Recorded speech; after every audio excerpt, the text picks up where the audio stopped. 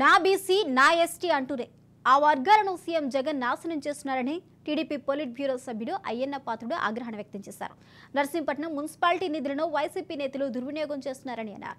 పారిశుద్ధ్య కార్మికులు, అంగన్వాడీ కార్యకర్తలకు అయ్యన్న పాత్రుడు మద్దతు తెలిపారు. ఎస్మా చట్టాలకు భయపడొద్దని పిలుపునిచ్చారు. అప్పుడు మనం బడ్జెట్ని పెట్టి దాంట్లో కొన్నైనా తీరుతాం, కొన్ని తీర్చలేమని చెప్పి డిస్కషన్ జరుగుతుంది. కానీ ఇది ఒక రాక్షసుడు, మీకు తెలియదేముంది. నేను మొదటి నుంచి చెప్తున్నాను, ఎవరి మాట ఎండా చెప్తూనే ఉన్నాను. ఊరికి అడగలేదండి, మేము మళ్ళీ బతకాలి కదా, మా పిల్లలు మేము బతకాలి కదా అని చేత అప్పుడు ఉన్న ధరలకు అనుగుణంగా మాకు కొంచెం సాయం చేయమని అడిగితే సరే చేస్తామో చేయమని చెప్పి కూర్చోబెట్టి మాట్లాడాల్సిన ధర్మం ప్రభుత్వం మీద ఉంటుంది.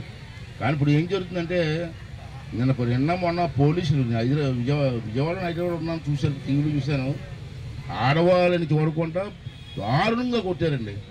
మా మగవాళ్ళని కూడా అంత దారుణంగా కొట్టరు.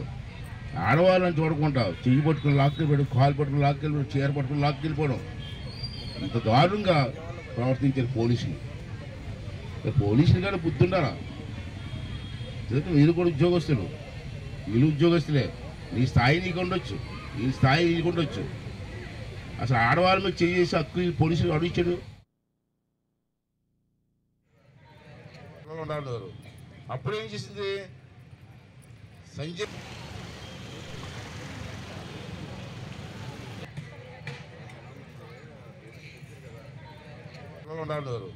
అప్పుడు ఏం చేసింది సంజయ్?